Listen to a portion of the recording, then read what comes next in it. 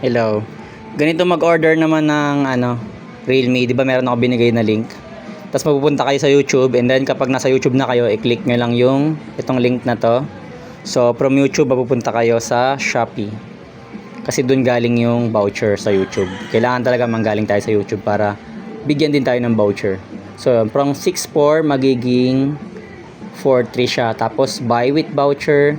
And then ito double check mo lang 128 gig color white, buy now, tapos tanggalin mo yung gadget protection, and then itaas mo, punta kayo sa platform voucher, i-apply mo yung apply mo tong voucher na to, YouTube voucher.